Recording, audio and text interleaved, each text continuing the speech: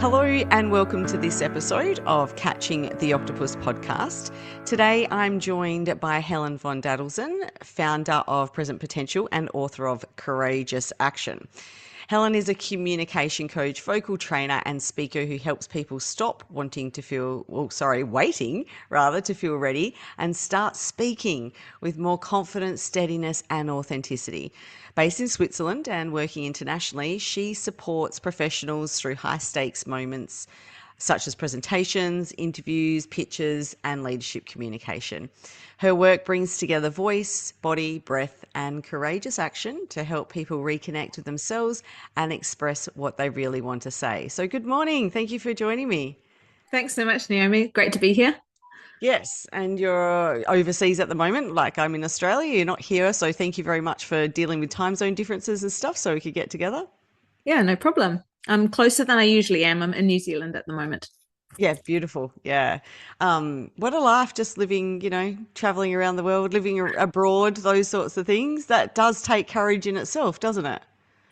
Yeah, I guess it does. And it wasn't really the plan. I mean, I always wanted to see the world, Yes. but I didn't plan on living and calling another country home. So I just followed the opportunities, I guess, and found myself, eventually in Switzerland. And indeed, it is courageous. Like coming back, visiting New Zealand, I realize how easy things are, in the culture where you're brought up with the language that is just so innate within you. And it was interesting to reflect on how much effort it almost is, not every day, but many situations that I have to, be courageous and stretch myself a little bit beyond what would be, comfortable for most people. But I hadn't really thought about it. I hadn't really planned it, but I guess it's helped me develop personally, but also professionally along the way. Yeah, and I like what you're saying there around the comfort, and it's like expanding our comfort zone, right? And that's the same when it comes to speaking, isn't it? And so many people probably stop themselves from speaking up, even kind of when they've got something valuable to say, Mm-hmm. because maybe the comfort zone. What's your opinion on that? Why does that happen with so many capable people? Because we feel the feelings and think the thoughts that are screaming at us to not do the thing. And Mm, this happens to me on a daily basis as well. It's so much easier to stay quiet, well, for me at least, to stay quiet, to stay within my comfort zone where I don't need to stretch myself. And I think that's very common for people to interpret the heart racing, the hand shaking, the thoughts of I'm not good enough to come through to be so loud that it actually says it's dangerous mm. and you shouldn't do it. So play small, don't speak up. That's what I see all the time. And I think when we first connected, I think I told you the story of when I was first in the workplace or first asked to go and do a presentation. I had to do inductions for the company I worked for, and I was just like, no, I can't do this, and was pushed into it. And once I overcame that, I mean, now I MC events, in excess of 100 people and without even a second thought, right? So it's a muscle you can build as well, isn't it? But that's exactly why I talk about courageous action. A lot of people wait to feel confident, but in fact, by doing even little things that stretch us in our comfort zone or expand our comfort zone, then we provide evidence to ourselves that we can do it. Mm. We feel more competent. We can show up more confidently externally, and slowly through repetition, as you say, it's like a muscle. We're building that muscle and we can do bolder things, but know that it feels uncomfortable along the way. But it Mm. definitely comes to action. So if you had not um, been pushed or accepted the opportunities that were presented to you, you wouldn't now be able to do what you do, interviewing people, being an MC, etc. And I imagine, well, I hope, Naomi, you also feel a little bit nervous or the adrenaline rush right before an event, because it's human to do so, but you interpret it differently now. It's Yeah. excitement. It's I care. It's this matters rather than life or death situation. Yeah, it's interesting because if I haven't done one for a while, yeah, I Mm. will, my body will respond a little bit. And from the subconscious training that I've received, yeah, I definitely do that. If I feel that coming up, I'm like, no, I'm excited instead of telling my body it's nervous because the body only believes what we tell it, right? What the brain tells it. The brain Mm-hmm. doesn't know what's real or what's not. It's just going off stuff around us going, oh, we need to respond to this and react. Mm-hmm. Mm-hmm. And I also learnt some other little hacks and things like that, like the body feels more relaxed when it has more saliva, and then it creates more saliva when it's relaxed. So having water on hand and filling the mouth with water then tricks the brain into going, oh, well, we relaxed right now, and that can Yeah. just calm everything else down. So yeah, I suppose I'm lucky because I had a few hacks that helped me as well Yeah. in those early days where I did feel a little nervous. Yeah. And I think it's figuring out which hacks work for you, right? What techniques. So some people love to listen to some music and dance before an event. Other people need to sit quietly. Some people really want to read through their notes and reflect on what they're going to say. Other people need to be distracted by chatting to someone. So you need to figure out what works for you Mm. physically and mentally to get you in that right state. And that takes some practice, some trial and error to find exactly what works for you best. Yeah, yeah. And I find with myself as well, especially when I'm doing like a training program or anything like that, and a little bit with the MC, is at about, when you first start speaking, people are half engaged. They're kind of still distracted doing their thing. But a couple of minutes in, I not only can I see everyone looking at me, I feel the energy because I can feel energy. I Mhm. feel everyone's energy on me. And that is the point where I start to feel my body respond. Like Mhm. it's getting real, right? They're all, whatever you do now, they're all watching you. And so it's very interesting noticing that in my body as well. And then going, it's okay, brain. I'm not going to Yeah. die up here. You don't have to go into that fight and flight response. Yeah. I mean, that shows also that you're at a certain level because you can separate yourself from the situation and sort of see and feel those things and still be in the moment. And that takes some practice as well. And one thing I usually say to people is the opening and the closing are really important. So the Mm, opening, knowing exactly what you want to say, exactly the words and how you want to say it, can help you get off to a really strong start so that when those secondary realizations can come on us, we've already started, we've already got off on the right foot, we've already mm, set the scene, the audience is already engaged, and we've already set ourselves up for success.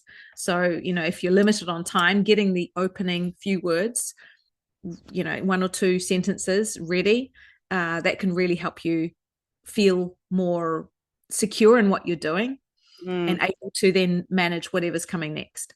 And it sets the tone as well, doesn't it, for the rest of what's going on. If you want it to be lighthearted, if you start with a joke, or if you want it to be taken seriously, you could start with stats. I mean, I'm sure you Mm-hmm. have Yeah. all of the tricks on that sort of thing Mm-hmm. on how you would start something. Yeah. Yeah. It depends. And I think that is not to be just spontaneously done. That's the point. To Hmm. think through, what do I want the audience to think, feel, or do? And therefore, what energy do I need to bring? And how I can do that with different, yeah, as you say, techniques to start well. And it's quite a balance. I find from my own self, I'm no expert by any way, shape, or form, right? So happy to get some more tips and information from you. But I find that it's a balance of that conscious effort of putting in and allowing myself to go into flow. That Yes. actually is when I really give a really good presentation. And so that's connecting with a whole range of things. And Mm-hmm. one of them is the body, breath, voice, and the playing in that and trying to, how, I suppose, what role does that play, in helping us feel more grounded and confident and connected when we're doing these public speaking events or presentations? So I think you touched on two things. The first is personally, I don't advocate for having a script Yeah. so that you can leave space for the flow, right? So you can have a really strong structure, definitely preparation and practice of that, but speaking to it is much more authentic and generally less. um, less robotic in a way. And also, Mm-hmm. I always worry about forgetting what I wanted to say, right? So if you have a structure, then you find the words on the way. I think that's a good thing. But in terms of the mind, body, breath, voice connection, that is really is so key. But I almost see it as a next step, a more advanced piece, because usually when people are starting up, they don't have much experience. Just getting the words out and not fumbling too much is enough almost. But when you can connect with supporting the words you're using, with the tone you're using, with how you're grounding yourself, with the body language that you're using, the eye contact, the intonation, all of that, that's really that's where you become a good speaker, a good communicator. And you don't need to be an actor, but you need to have a range and be able to turn the dials up and down on the different things to create the impact that you want, whether you want to be engaging an audience or directing them, or laying down the rules. There are different modalities that you can use, different ways that you can use your energy and voice to do that.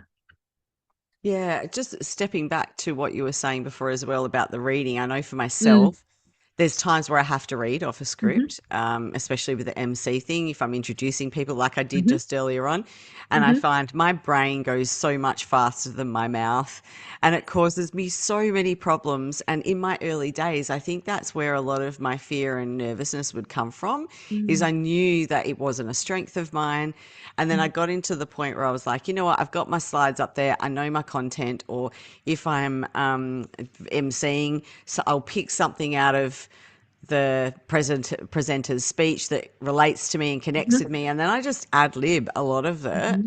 and then that's when I'm in the flow state a lot Mm-hmm. better. But what's interesting in what you're saying there is that you are able to trust yourself. Mm, Right? And that for me is the key to real confidence. mm, Being able to trust yourself, you will find the way. You will find the connection with the content. You will find your words as long as mm. you're aligned and you know your general path. You trust yourself enough to do that. But of course, that doesn't come from nowhere either, right? It's you've proven to yourself you can do it. And when you start getting those thoughts saying, oh, I don't know what I'm doing, what if I forget, you're able to calm them. You say, listen, you've done this 100 times, you've never been booed off the stage. It's not life or death, you can do it. And so it really comes down to trust. And for me, I have a lot of, well, I've built it over time, a lot of trust that what is meant to be will be. And Mm-hmm. so I know in my early days, I'd come off and I go, oh, I didn't say that and I didn't touch on that. And that would weigh on me a little bit. Whereas now I have this realization of, whatever I say is exactly what's meant to be said. And if there's something that I missed, a point I missed, then it wasn't meant to be said. Yeah. And so that allows me then to serve the audience rather than serve my agenda, which Yeah. makes it a whole lot easier too.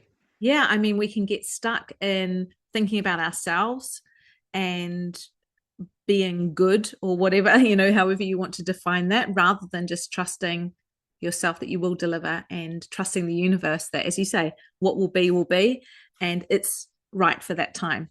But Yeah. that's not easy to do. So we've talked about courage a bit, with Mm-hmm. moving to different countries to live, doing things that push out your comfort zone or the boundaries of that. But what does courageous action mean to you? And how can small acts of courage help someone reconnect with their voice and their sense of self? So the concept around courageous action is that you shouldn't wait to feel confident, that you Mm, need to act, but the acting is already courageous, right? yeah. So you might not feel confident yet, but you're taking those brave steps towards things, the unknown, and acting. And so it's nothing grand. That it's difficult to find confidence and very few people are able to say, right, I'm going to do a TEDx right off the bat, having no experience, right? There's steps towards that. But even as little as, I want to make more impact in my team, it starts with the courageous action of raising your hand, asking the question, or giving your opinion. And so the more you're able to act, even when you feel nervous about it, the more you're building that muscle towards giving yourself evidence that you can do it, so that then eventually you also feel more confident. But this confidence is an elusive concept, right? And there are very few people who say, oh, I'm confident. I mean, they could be confident in one area, one situation, but confident in life, if in everything. Very few people, if they're truly honest, can achieve that. And I don't think it's even something we should aim to achieve. So it's more using small acts, even when you feel nervous, to show yourself that you can do it, and gradually build up those competencies so that you eventually say, I can confidently do this or do that. And I love how you're saying that is building up the competencies and giving the brain evidence, because I've done huge work on the whole healing aspect, and I feel like I don't feel like that journey ever ends, right? So I'm definitely not at the pinnacle, but I am in a position where I do believe that I have enough love for self that it's hard to shake me. Right. So even if someone did say something to me that they didn't like something I did or whatever, it's hard to actually rattle me and go, oh, cool, that's your opinion. Great. That's not mine. Whereas in my early days, I think that was something that impacted when I was doing the presentations, is even though I would say I don't care what people think, that's where a lot of the fear came from, right? Yeah. I think so. There are two things. Again, the first is that, yes, people's opinions, they can hurt, right? Especially if we haven't done so much work on our own feeling of self-worth, etc. But also, I think the danger comes when what other people think, or what you think other people think, Yes. feeds your own negative narrative. And that, I've found, is so much more harmful, what we tell ourselves. And once we're able to tune into what we're saying to ourselves, pause, question it, reframe it to something more productive. If we're not able to do that, then we'll never really build up that elusive feeling of confidence. I talk a lot about the self-talk. Like self-talk is so important, and I think that's why when I mentioned when I do get a little bit, I feel my body change, and I go, that's interesting. I will go, hey, Gnomes, it's all good. We got this. Just you're excited to do this, and that's great that you're excited. It means you care. Like, how are we going to show up? And so just reassuring myself a lot of the time. But when we come into worrying about what other people think as well, I think a lot of that obviously is perceived. We may have had the subconscious has had an example that it grabs on and thinks everything's the same. But if we look at when we've been in an audience and we've seen someone struggle to find a word, or, taking a moment to, oh, I've lost my place, or whatever it might be. Excuse me, I don't know about you, but I've never gone, oh, they're really crap at this. If No. anything, I felt empathy for them, and I'm like, oh, just have a drink of water, you'll be fine. Or I've got the word in my head and I'm trying to send it to them telepathically, right, so they can get the word. So then when I've gone to do it now, realizing that, I'm just kind of like, the pause seems a lot longer when you're on the stage than what it does when you're in the audience, right? So true. I think most audiences want the speaker to succeed, right? And they're holding a space for us. And so they want it to be comfortable. So there are very few people they're actually criticizing. And I would also say that people are much more in their own head than we think most of the time. So if you're thinking, oh, what will they think of this or that? Probably they're thinking about, what am I going to have for lunch? And am I going to make it home to take the cat to the vet? Like, literally, people are not as critical of ourselves as we are. is what Yeah. I've found for sure. So Yeah. this is one of the things can also help you when you're communicating, is to think about what you're helping the audience do, but don't think that they are there taking notes and criticizing, judging what you're saying or how you're presenting. It's very rare a case where that happens. Mm. Yeah, and even where there are people that do that, I mean, that says more about them than it does about you as well, doesn't it? But we don't seem to think of it like that. Yeah, I mean, those aren't the people you want to anyway communicate with, right? Sometimes we don't get a choice. But at Hmm. the end of the day, you're trying to touch one person's life. You're trying to convince one person of something, or two or three people. The people who are really going to be criticizing you, judging you, are, as you say, not actually worth that time and effort. And you're not going to please everyone. So we shouldn't even try to. And I know when I've done a program before, gone seek feedback, right? Because that's the only way we can grow. So it's really great. And then I've had one person say, "Oh, you talk about yourself too much." And then another person in the same group say, "I love all the examples that you share because it makes it more relatable to me." And you're kind of like, that just goes to show that you can't please all the people all the time. Absolutely. Yeah. And it needs to feel right for you. Right. And Mm, so this is something that I also encourage my clients to work towards, is find their own unique communication style. Yes, there are techniques that we can use. We can have a look and see a model of something that, why do we like that?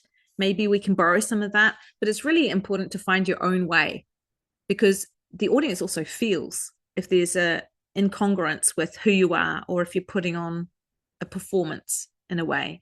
If you're able mm. to find your own style, and yeah, if you know, we've all got different accents, we've all got different ways of explaining things, and that is what's beautiful about humans and our ability to communicate ideas to the world, that uniqueness.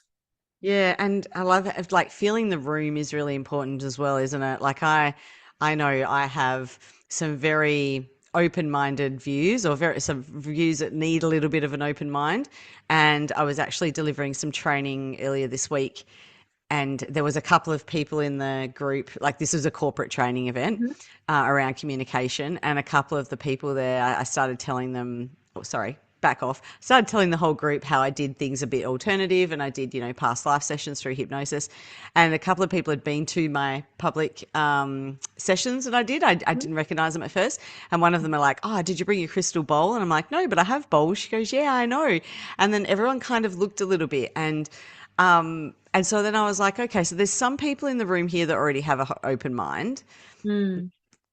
Birds of a feather normally flock together, right? Mhm. So then I started to sort of just like feeling the room out on an energy level. And at the end, we had an extra 15 minutes and there was no questions. So I gave them a lesson of energy and abundance, and if they wanted to create more abundance in their life, what they could do.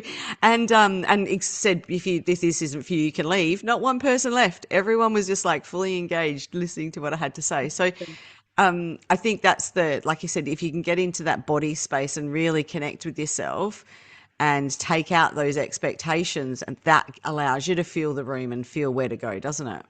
Absolutely. And thinking about the audience and what they need is Mm, so key to good communication. I always start there. Who are you speaking to? What do they mm, know? What do they expect? What do they need? What's their understanding already? And then you can define, okay, what do I want them to think, feel, or do at the end of this interaction? If you mm. don't do that, you can totally miss the mark. And if you weren't as sensitive to your audience reading the room, you wouldn't have had that opportunity, Yeah, or you might have thought, oh, these people are going to think I'm all woo woo or whatever it yeah, is. yeah. And in fact, because you were open and sensitive to the room, and it's not just with energy. I think there are, if you're less sensitive to people's energies, you can also, there's feedback you can get from the room in other ways. Yes, yes, agree. Um, even though they can be misinterpreted, right? People frowning or whatever doesn't necessarily mean they don't agree with what you're saying. But anyway, being able to trust yourself enough to adapt to what you see in front of you and what they need at the time is hugely powerful. I mean, that Mm, that really makes you an excellent communicator. You're really delivering for that room, for those people specifically in the moment. It's I, not a I love, cookie cutter presentation or training. yeah, I love how you shared that because I think I underestimate my pattern recognition skills Mm-hmm. because of the ability to feel energy. So I think they do go hand in hand. Yeah. And for me, when everyone, although I feel the energy when everyone's looking at me, it's the fact that everyone's looking at me that makes me become aware. And, Mm-hmm. if everyone in the room is engaged and no one's picked up a phone and no one's got distracted, yeah, that frown doesn't necessarily mean they don't like it, because if they didn't like it, they'd probably be scratching around. And yeah, so I love how you talk about that as well, like reading the behaviors in the room, and then trying to pick up on those on, okay, do I shift my topic a little bit here? Am I losing engagement or losing interest? Like, how can I best serve the people that I'm in front of? Yeah, and I think it's good to recognize that different people are engaged in different ways. So Mm. I've come to learn that, some people will write constantly as you're speaking because that's their way of processing, right? Other people, I've even had people sort of close their eyes and listen, and you think, oh gosh, they've gone to sleep. But Yeah. everyone has a different way. And what I then encourage people to do is be a good audience member, right? So be conscious of the vibes that you're giving out. Smile, nod, make eye contact, look interested to encourage the person, because we are very sensitive to these verbal and non-verbal cues that we're getting from people. And I think we underestimate how much we can have an impact on the speaker. And it's in everyone's best interests for the speaker to do a good job so we can help them along by being a good audience member. It's interesting you say that, because I've just realized I do that without recognizing I did it before. So if I do see someone struggling a little bit, or they say, oh, I'm nervous, it's the first time, which I don't Mm-hmm. think you should ever say. I think you No, should just get up agreed. there. But anyway, some people introduce themselves with that. And so I will be the audience member, and I actually go above what I would normally do. Like, normally I'd smile and nod, but I'm, yeah, Yeah, like really enthusiastically into it. And a couple of times of them looking at me, I actually feel them relax a little bit. And so, of course. yeah, it is really good to give that feedback, isn't it? And I think it's also interesting to think about how you are giving those cues out. I had a client recently who has been in her organization for many, many years. And I always talk to people about how do you want to be perceived, right? When I meet Naomi, oh yeah, Naomi, she is dot dot dot, whatever that is, and she Hmm. came up with words like interested, interesting, warm, kind, and yet eventually we found out that her way of listening was stone faced. There was no Mm. there was no nodding. She was like blank face. And I did that back to her. And she's like, no, I don't do that. I'm like, yeah, you do. And she'd developed this over time, right? This is not something we naturally do, but she, because of the social conditioning essentially and the experiences she'd sort of pulled back on all of the sort of active listening cues that we can give to be really stone faced. But that's not how she wanted to be perceived. So now she knows that it's easy to turn it back on. Once you're aware, you can do something about it. And so that was a aha moment for her, subtle, but it can really change the way people perceive us. And communication is not just when we speak, right? It's the Mhm. whole circle, the give and take. So yeah, you can also, have a look back on a webinar where you're passively listening, and what cues are you giving out?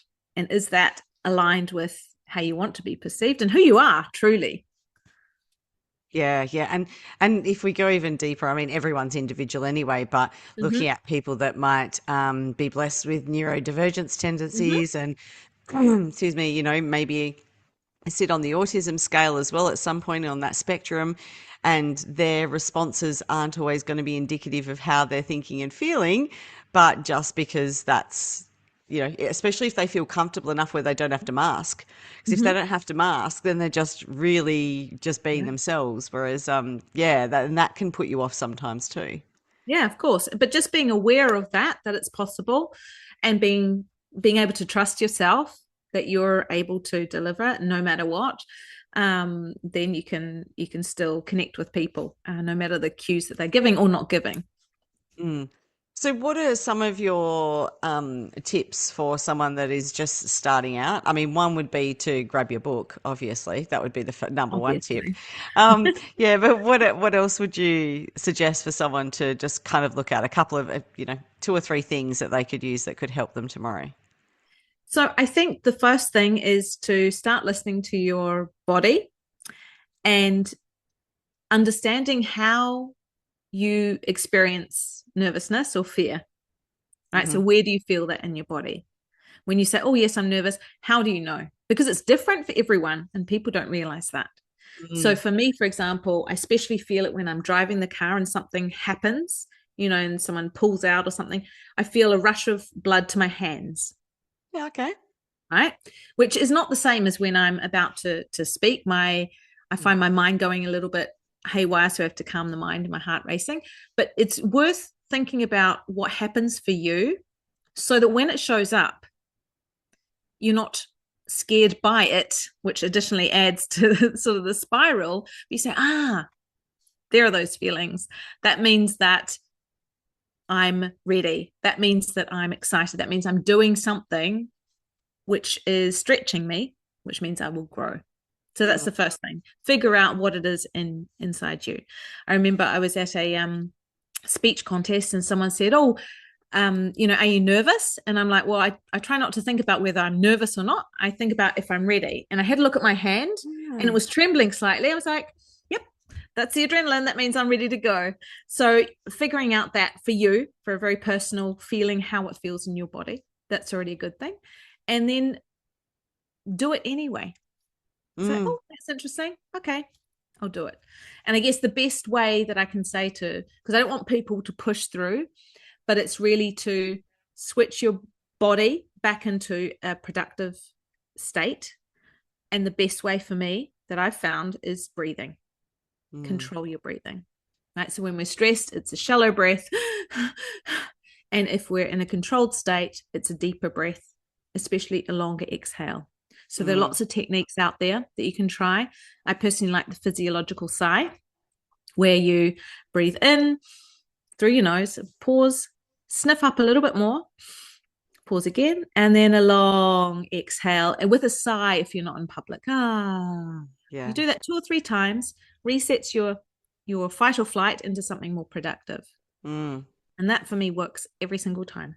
I'm still nervous in a way. I'm still excited, right? The adrenaline's still there, but it's Yeah. not overtaking me. So I can use it in a productive way.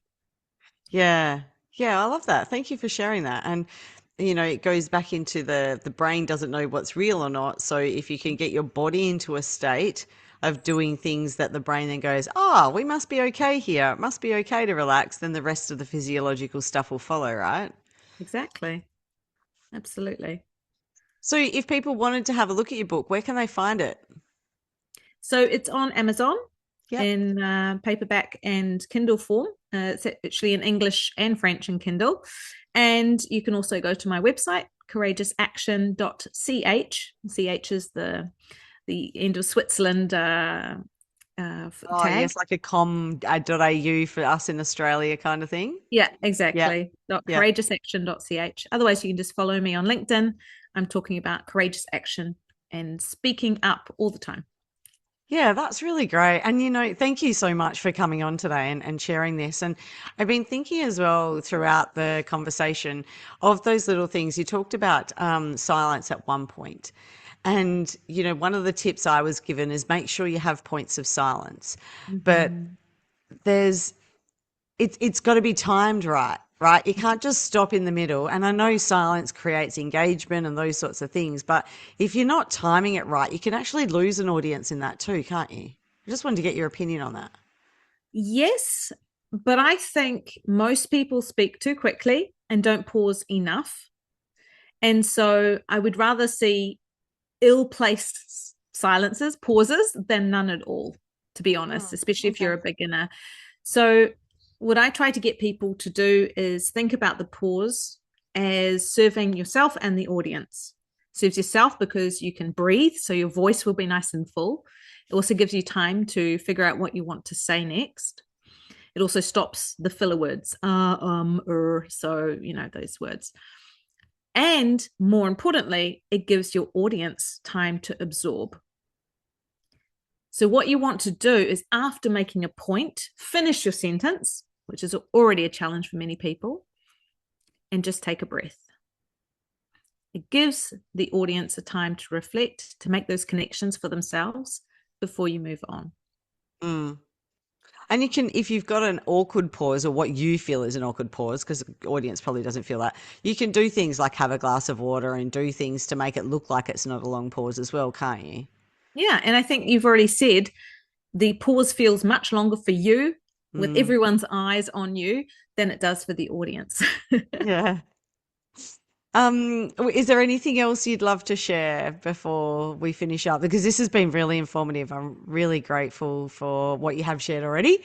But one last opportunity, any last closing thoughts or items?